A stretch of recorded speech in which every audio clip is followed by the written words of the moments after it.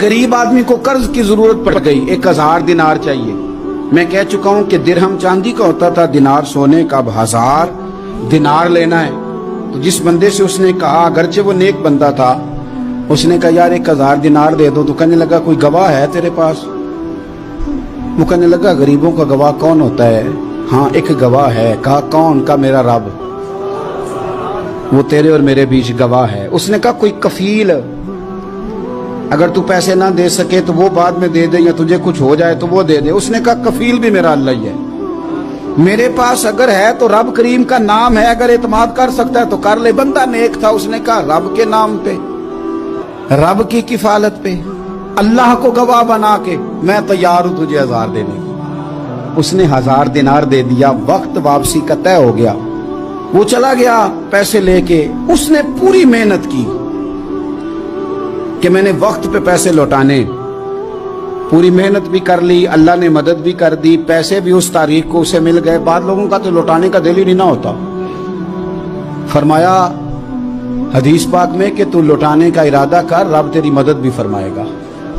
लेकिन यहां बहुत सारे लोग कहते हैं खैर है, इरादा ही नहीं। तो फिर जिस तरह का बंदे का गुमान हो, रब भी उसी तरह का मामला फरमाता है।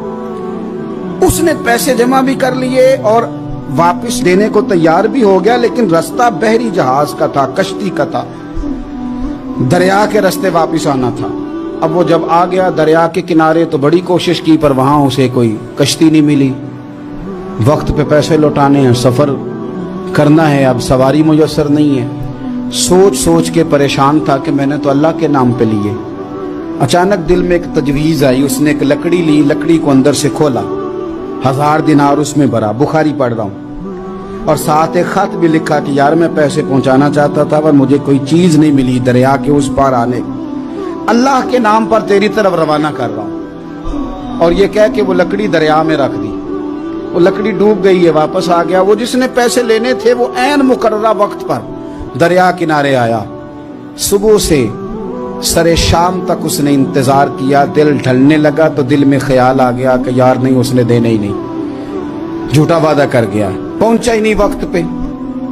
अब जब वापस लौटने लगा तो अचानक दरिया में एक लकड़ी तैरती हुई दिखाई दी।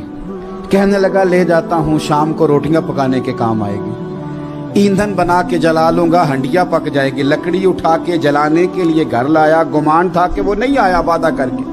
अल्लाह को कफील और वकील बना के और गवाह बना के फिर भी नहीं आया। लकड़ी लेके घर गया, बुखारी है। और जब उसको चीरा ना कि मैं इसकी आग जलाऊंगा, खोला तो अंदर से 1000 दिनार भी निकल आया, खत भी निकल आया। अब जरा समझना, उसके दिल में बात किसने डाली कि तू लकड़ी में पैसे डाल दे? अल्लाह ने। उस बंदे को मुकर्ररा वक्त पे किनारे भेजा किसने? लकड़ी सिर्फ उसी के हाथ आई तो ये बंदोबस्त किया किसने? अल्लाह ने। घर जाके चीरी तो पैसे बाहिफाजत उस तक पहुंचाए किसने? तो फिर हमें भी तवज्जो अल्लाह की जानिब भी करनी चाहिए। हमारे पे दिल की तवज्जो रब की तरफ ही होनी चाहिए ना। हमें इधर उधर जाने की, देखने की, बंदों पर गौर करने की जरूरत क्या है? वो पैसे पहुंच गए, ये वहां अपनी जगह पे परेशान था। इसने 1000 दिनार और जमा किया। फिर दोबारा एक दिन दरिया किनारे आया, कश्ती मिल गई, बैठ के अपने उस भाई के पास आया। कहने लगा देखना मुझ पर बदगुमान ना होना, पैसे उस तारीख को भी जमा कर लिए थे। दरिया पे आया था पर कश्ती नहीं मिली थी। फिर मैंने ना लकड़ी में डाल के, खत डाल के तेरी तरफ भेज भी दिए थे, लेकिन आज मैं फिर लेके आ गया हूं। वो कहने लगा खुश हो जा, जिस रब को तूने मेरा और अपना गवाह बनाया था उस रब ने मेरे तक पहुंचा भी दिए हैं।